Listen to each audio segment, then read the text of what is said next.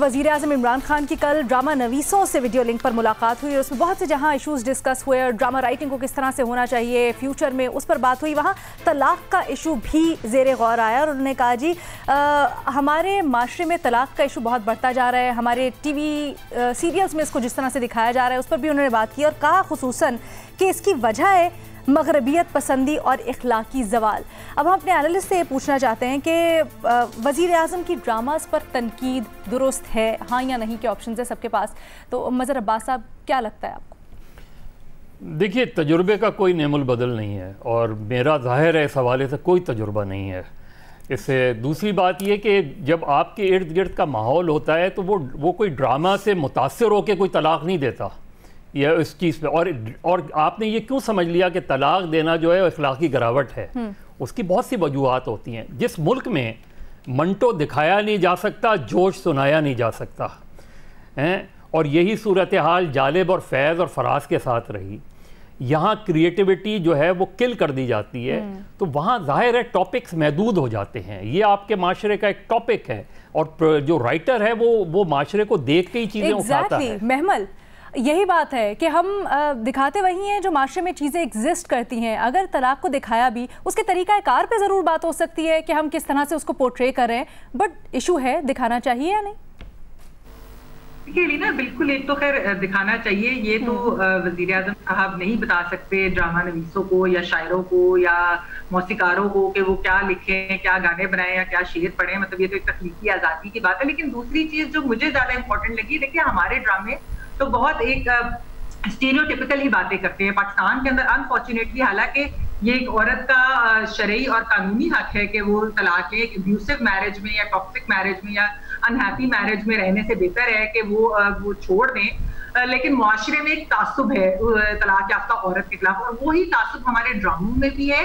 और अनफॉर्चुनेटली वज़ीर-ए-आज़म साहब को तो एक्चुअली चाहिए था, क्योंकि वो तो एक बड़े लिबरल इंसान है, तो उनको तो ये पिसे हुए तबका यानी कि जो औरतें हैं खासतौर पे तलाक याफ्ता औरतें हैं, उनके साथ खड़े होना चाहिए था। लेकिन यहाँ पे तो हम उल्टी चीज देख रहे हैं कि एक्चुअली वज़ीर-ए-आज़म साहब कह रहे हैं मगरिब पसंदी या वो उसकी वजह से।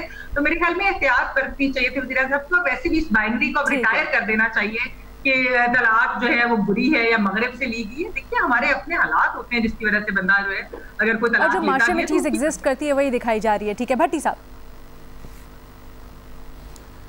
देखिए मैडम शेख, जब मज़हर साहब ने कहा कि तजर्बे का कोई नेमल बदल नहीं होता तो मैं डर गया कि पता नहीं अगली बात वो क्या करेंगे, लेकिन उन्होंने अच्छी बात की। देखिए अच्छा, हलाल चीज़ों में अल्लाह ताला के नज़दीक सबसे नापसंदीदा तलाक है।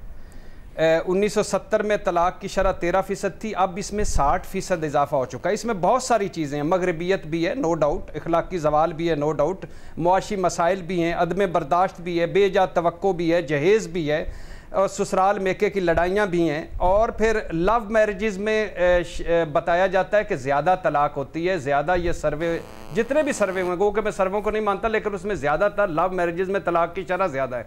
वज़ीर-ए-आज़म साहब की एक राय है, उन्होंने अपनी राय की इज़हार किया और मुझे उनकी राय का एहतराम है और वो ठीक कह रहे हैं कि, और वो किसी को डिक्टेट नहीं कर रहे, अपनी राय का इज़हार कर रहे थे। और हमारे ड्रामे देखें तो शर्म आती है अपने ड्रामे देख कर के उनमें क्या क्या मौजू होते हैं, कोई किसी के साथ औरत को क्या दिखाते हैं, मर्द को क्या दिखाते हैं, रिश्तों को क्या दिखाते हैं, अजीबो गरीब घड़संबा सा बनाया होता है उन्होंने सारा। तो बेहतरी की गुंजाइश मौजूद है, बेहतर होना चाहिए। ठीक है बेनज़ीर, आप अग्री करती हैं भट्टी साहब के पॉइंट से? क्यों वो अपने राय का इज़हार कर रहे थे? मतलब वो एक ड्रामा राइटर से किस लिए मिल रहे थे? वो इस मुल्क के वज़ीर-ए-आज़म है, मतलब ये क्या बात है? मेरे ख्याल में उनको इतरूर में बड़ा पर्सनल इंटरेस्ट है और उनको बड़ा अच्छा लगा कि वो जिस तरह से कोई वक्त है लोगों को ड्रामा राइटर से मिलने का, उनको डायरेक्शन देने का। पेंडेमिक की सूरत हाल में समझ आए, पेंडेमिक भी हो या ना हो, मुझे तो नहीं समझ आया कि ये मीटिंग का मकसद क्या था।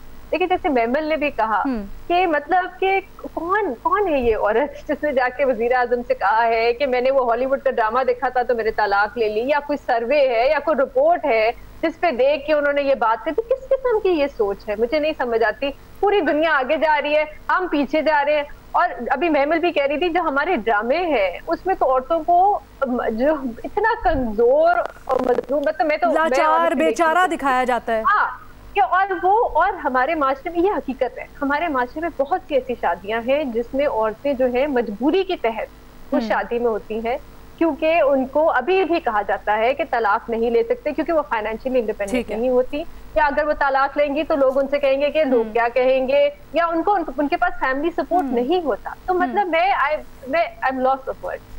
ठीक है, तो मतलब अगर मार्शल इस इशू पे बात होनी चाहिए इवन। जी माज़र साहब जल्दी से देखिए, जब हम सीरियस टॉपिक्स पे कोई राइटर्स लिखता है तो वो उसकी सीरियल चलने नहीं दी जाती, बैन कर दी जाती है। तो आप क्या मसला है, पहले तो आप ये तय कर लें कि टॉपिक्स कौन से राइटर। देखिए क्रिएटिविटी जो होती है यही आप लोग चाह रहे हैं मजमूई तौर पर कि ठीक है, मैं इससे वो प्राइम मिनिस्टर की राय है, उन्होंने दे दी राय, वो अलग बात है।